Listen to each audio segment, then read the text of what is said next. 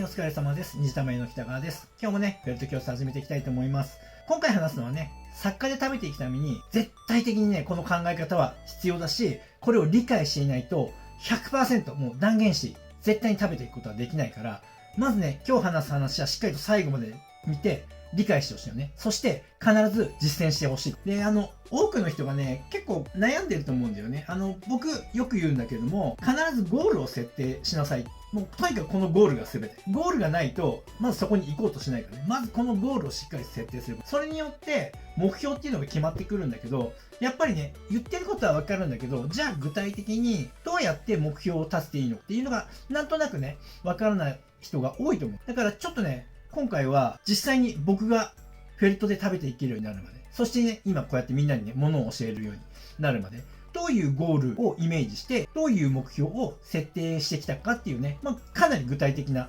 話をね、ちょっと簡単にして説明したいと思います。はい、ここからはね、自分の夢を叶えるためにどういう考えをね、しなきゃいけないかっていう話をしていきます。これめちゃくちゃ重要。で、いつも言うように、ゴールをどれだけ具体的にイメージできるかが重要で、そしてそのゴールが具体的であればあるほど、それを達成するために何を準備しなきゃいけないかっていうことがより鮮明に見えるのね。旅行で考えるとね、多分すごく分かりやすいと思うんだけど、これ必ずね、みんなやってる。絶対無意識でやってるんだけども、例えばさ、今週末どこどこに遊びに行こうって決めるじゃない。で、美味しいものを食べてこよう。これがゴールになるわけね。どこそこに行って美味しいものを食べてくる。イメージができてるね。このゴールを達成するために、じゃあ何をしていかなきゃいけないかっていうと、じゃあプランを練らなきゃいけないよね。それを達成するために。じゃあ、そこの目的地に行くのかを考えなきゃいけないし、それに必要なお金だって準備しなきゃいけないし、みんな計画を作るじゃない。それをしっかりと自分の夢を叶えるっていう時にもやらなきゃいけないの。だけどみんな、すごくこの超大事なことではそれをやらないの。めちゃくちゃもったいないね。そりゃなかなか夢を達成できないよねっていう話で、同じじゃん。今週末どっか行きたいなーってぼやっとしてると、なんだかんだで行かないで終わるじゃない。それはなぜかっていうと、行きたいなーで決めてないから、ただただ時間が過ぎていくだけ。でも、今週末絶対あそこ行くって決めちゃえば、行くために準備をするじゃない。だからこの決めるっていうことが大事なの。だからまずゴールを決める。これがまず重要。じゃあゴールを決めるよね。山に登るんだ。これをゴールにするよね。今自分がいる現状、現在地とゴールはこの位置で高いよね。で、このゴールに登るために準備しなきゃいけない。旅行の話と同じ。あそこに登るために何が必要になっていくのか。何を準備しなきゃいけないのか。何を手に入れなきゃいけないのか。いつまでに登らなきゃいけないのかって考えることがいっぱいあるわけ。だからそれを一つ一つ分解して、それを目標として設定して一つ一つクリアしていく。することでゴールにたどり着くことができるんだよね。じゃあね、ここからは実際に僕が仕事を辞めて、これからどうしていこうかって試行錯誤してね、アルバイトしたりなんだりしたんだけど、で、そこでさ、フェルトに出会って、で、フェルトをやってってね、なんとかこれでいけるんじゃないかって踏んだ時、どういう風にゴールを設定して、で、そのゴールに基づいて、どういう考え方で目標を設定してたかっていう、かなりリアルな話をしていきます。6年前になるんだけど、仕事を辞めて、さあこれからどうしようっていう時だったんだよね。子供はね、もうとっくの昔に成人してるし、夫婦2人だから、ひとまずね、月に25万円っていうリアルな数字を出して、そこを稼げることができたら、なんとかね、2人では食べていけるだろうっていう考え方だったの。結構ざっくりとしたもんだったんだけどね、当時はね。でも、まずゴールとして設定したのは、月に25万円の収入を安定して生み出せるようになるっていうことだった。じゃあ、このゴールを達成していくためには何をしていかなきゃいけないのか。何が必要になるかを考えていくわけで、羊毛フェルトで安定した収入を作るためにっていうところから考えると、常に注文が入る状態が作れないと話にならないなと思う。だから目標の一つとして常に注文が入る状態を作るっていうことがまず一つの目標になったわけね。で、ここからさらに考えなきゃいけない。常に注文が入るっていう状態を生み出すためには何が必要になるだろうを考えたわけね。で、こういう結論に至るんだけど、誰が見てもすごいって思われるような作品を絶対的に作れなきゃいけないと思ったわけ。だからこれも一つの目標になるわけね。じゃあ次、この誰が見てもすごいと思われる作品を作るためにはどんなことが必要になってくるのかを考えるわけね。で、そこでね、ちょっと思いついたのは、資格あったら有利だなっっていうのもねちょっと思ったりもしたんだよね。あとはね、何よりもね、この誰が見てもすごいと思われる作品を作るためには、とにかく自分の技術アップをするための圧倒的な練習時間が必要だなと思った。これも一つの目標になるわけね。というようにゴールを設定したら、そのゴールから逆算してね、こうやって考えてくる。するとなんか物事が整理して見えるわけ。そしてもちろん逆算で考えたら、それが本当にいけるかなって、この順算でねいけるかどうかっていうのを考えて見直す必要あるんだよ。でも基本的にはゴールを決めて、そこから逆算して考えるっていうことをやってみる。これがすごく重要。そしてね、もう一つものすごく大事なことが、これ目標の字を見てほしいんだけど、今赤と青に変わったよね、この目標の字がね。でこれは何の意味かっていうと、目標にはね2種類あるの。ゴールに行くまでに絶対にね達成しなきゃいけないっていう目標と、まあ達成できなくてもゴールには行けるんだけど、まあ達成できたらいいよねっていう目標の2つがある。でそれはこの中で言うなら、このね技術をつけるための時間、これ絶対に必要じゃない。これをすっ飛ばして高い技術なんて手に入れれるわけがないんだから、絶対にこの時間は必要なの。だから絶対に達成しなきゃいけない目標なの、この時間を作るっていうこと。そして誰が見てもすごいと思われる作品、これは常に注文が入るっていう状態を作るためにも絶対に手に入れなきゃいけないし、常に注文が入る状態じゃないと安定した収入は達成できないんだから、これも絶対に手に入れるやつなのね。だけどこの資格があればっていう話、資格なんかなくたってさ、羊毛フェルトで安定した収入を作るってさできるじゃない。あったらまあ有利に働くかもねぐらいでさ。だからそういう目標は設定してもいいんだけど、例えばねこの1つ目の目標をクリアして、で2つ目でこの目標をクリアしようとする。だけどここにねひたすらね、なんていうかな、こうつまずいたりさ、時間がかかって、ここにねなんとか達成しようって力を注ぐの、それはね間違い。これはなくても、これは手に入れるために必要ないのであれば、ここはもうじゃあ時間がかかるんだなとか必要ないなと思ったら、目標に設定したとしてもすっ飛ばして次の目標に行ってしまう。だって必要ないんだから。で必ず手に入れなきゃいけない、達成しなきゃいけない目標に力を注ぐっていう風にしなきゃいけない。なぜならそれはもうね時間が限られてるから。旅行の話の中でも言ったけどね、いつまでにを決めなかったらいつまでも達成できないから。そしてこのいつまでにを決めるのにもやっぱりしっかり考えなきゃいけない。当時のね僕の状況はねこんな感じだったの。羊毛フェルトで安定した収入、つまり食べていくって決めて開業届を出したのね。でその時の現状はって言ったら、まだね羊毛フェルトを始めて半年しか経ってないの。でも僕はこれでやるって決めた。で時間が大事なんだけれども、これを手に入れなきゃいけない。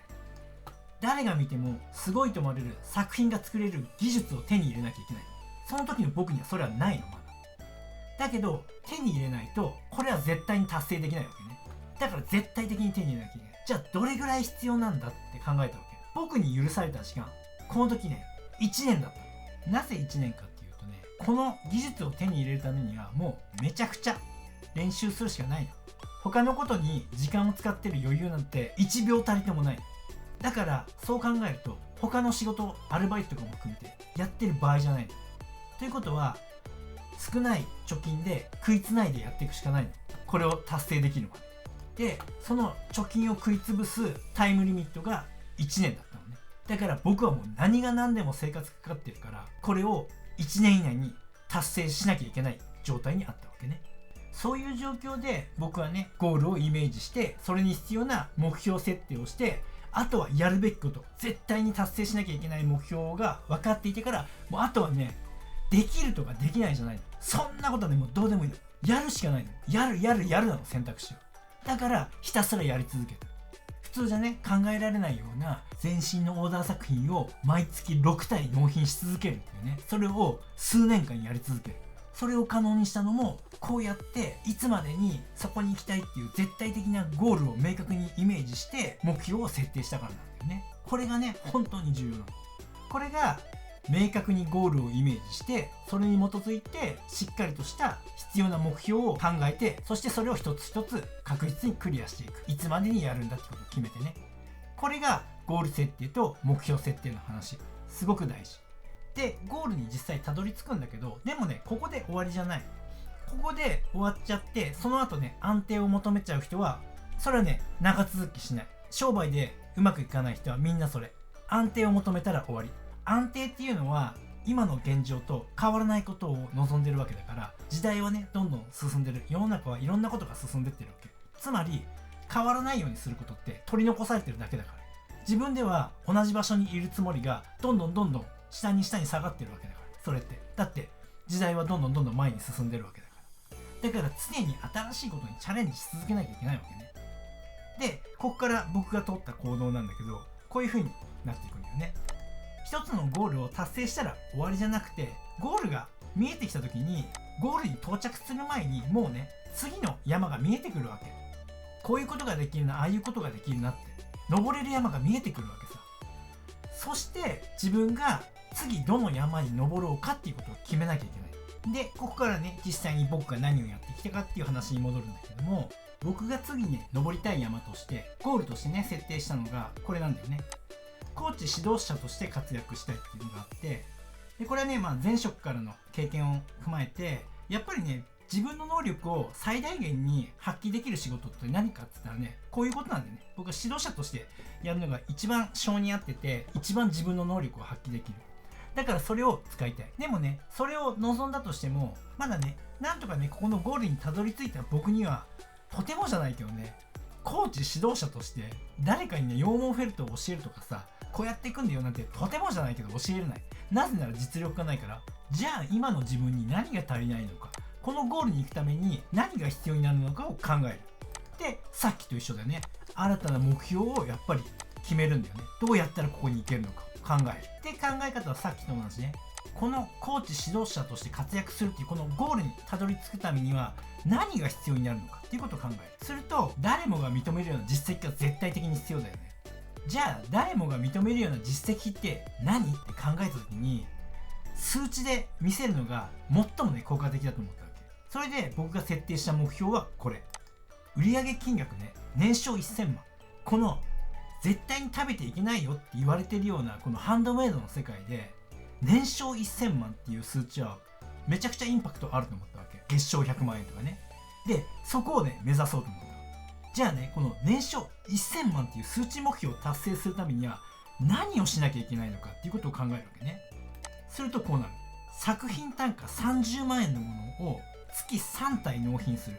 これを毎月やる。そうすれば年商1000万を達成できるわけ。じゃあ次に考えるのは、この単価30万円の作品を月3体売るためにはどうしなければいけないのかを考えるんだよね。それはねもう作品のクオリティ、作品価値をもう30万円の価値に上げるしかない。もうこれしか方法はないというふうに必要な目標を設定したわけね。これは先ほどと同じくゴールから逆算して考えたんだよね。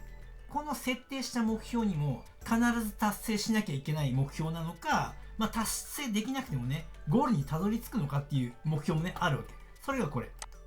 このね売上金額年商1000万っていうのは確かにインパクトあるけど、ここまでいってなくてもコーチ指導者としては活躍できるじゃない。実績がね認められればね。でこれね現状超リアルな話。令和4年の決算確定申告の時で年商ね680万くらいだったの。で令和5年はって言ったら、これね年商1000万にもこだわっても行くの分かってたから、そこにこだわって時間をかけるんじゃなくて、もうこっちにゴールに向かってしまおうと思ってオーダーを一気に減らしたのね。でなので令和5年の年商としては650万くらいなんだけど、だけどねもう十分だと。この1000万っていう数字にこだわらなくても、もう確実にあとは数こなせば行くのも分かってるし、1年かければ行くのも分かってたから、それで1年を無駄にするよりももうゴールにさっさとたどり着いて次のやるべきことに力を注いだ方がいいなと思って、で今に至ってるんだけどね。でちょっとねこの売上の話とかねリアルな話を出すとねちょっと絡んでくる人いてめんどくさいなって思ってるんだけど、バットボタンとかね別にいいんだけど、勘違いしてほしくなくて、僕がねわざわざこの個人情報であるねこの売上の話まで出すっていうのは、何も僕はこんなに稼げてるんだぜハンドメイドでってそんなバカみたいなことを言ってマウント取りたいわけじゃなくて、そうじゃなくて、これ誰もこういうことちゃんと公開してくれないじゃない。する必要ないからいいんだけど、でそれによって何が起きてるかって言ったら、作家として食べていきたいんだけど本当にこの世界でやっていけるのってなってるじゃない。だってさ、ハンドメイドで収入とかさ検索したらさ、食べていけるなんてほんの 1% とか 2% とかっていう答えだとかさ、一握りだよとかさ、そんな情報ばっかり出てくるじゃない。でもそれはすごく間違っていて、一昔前だったらそうかもしれないけど、今の時代はいろんなプラットフォームが準備されて、作り方やそのなり方だってなんぼでも無料で情報提供されてるじゃない。でそれ見て作家になることなんて誰でもできるじゃないか。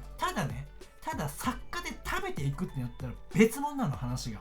でその時にじゃあ食べていきたいって思った人がさ、本当に食べてってる人がいるのかどうかわからなかったら進めないじゃん、その道に。だから僕の持論なんだけど、やっぱりね、みんなより前に先に進めた人はさ、こっち来たら大丈夫だよ、この道は通れるからっていうことをやっぱり示してあげるべきだと思う。自分だけで良ければいい人は別にそれでやってもらえればいいけど、僕はそういうのはちょっと違うと思っていて、僕ができたこと、そして再現性があることね。誰もがこうやってやれば絶対に失敗しないし、これやったらまず大丈夫だと思うよっていうやつはどんどん教えるべきだと思うね、その先に進んでる人は。というね、考えから僕はこの売上の公開もしてるし、こういういろんな情報を発信してるわ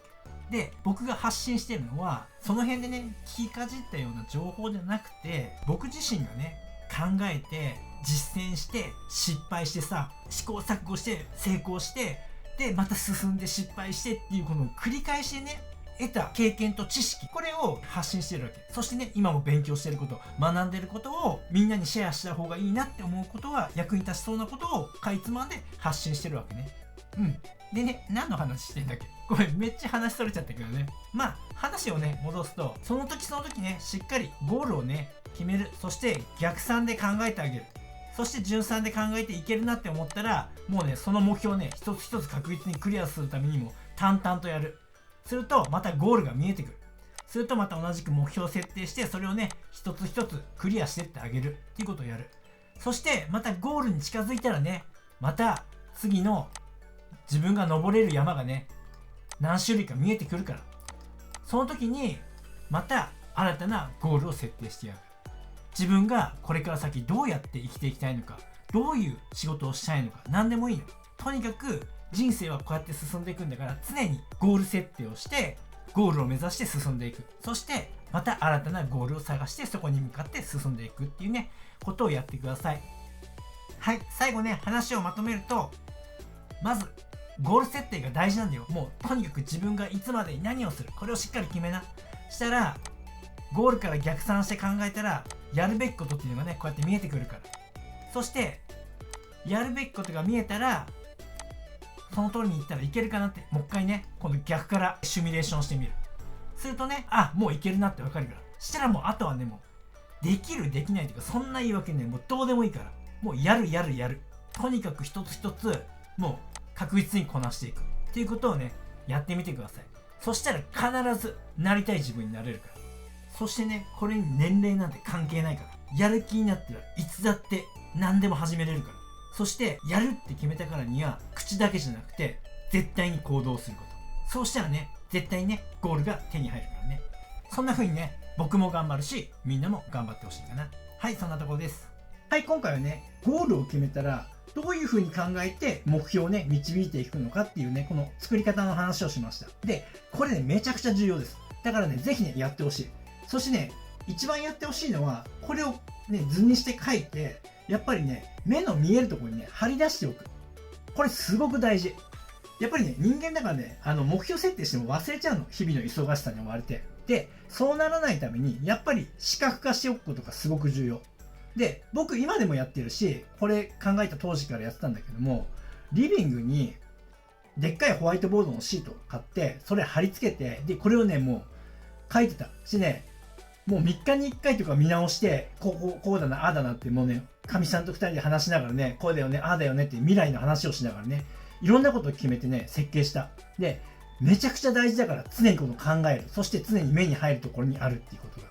でリビングに飾ったらさ、かっこ悪いじゃん。でもそんなこと関係ないの。だってお客さんが来た時に恥ずかしいことよりも、僕や僕の家族にとって大事なのは、この目標を達成することの方がよっぽど大事だから。なんか物事のさ、優先順位、何が大切なのかっていうことをね、考えてね、やってほしいかなって思います。はい。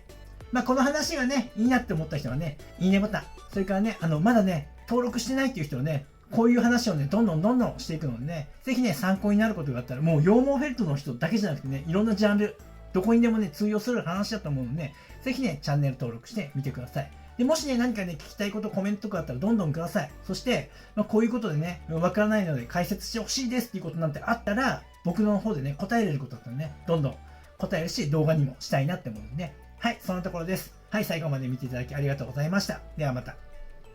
ご覧いただきありがとうございます。このチャンネルは羊毛フェルト作家を仕事にして生計を立てている僕が、フェルト作家を目指している人やもっとスキルアップしたい人、そんな人に向けてリアルな作品の作り方だけではなく、誰も教えてくれない作家になるために必要な考え方、そういったことを発信しているチャンネルです。ぜひね、自分のスキルアップのためにチャンネル登録して活用してください。あと、公式 LINE もやっています。この公式 LINE に登録してくれた方にだけ、僕がやるオンラインレッスンなどの案内が届きます。僕から学んでみたいと思う方は、ぜひね、LINE 登録をお願いします。概要欄にリンクが貼ってあります。そこから登録してください。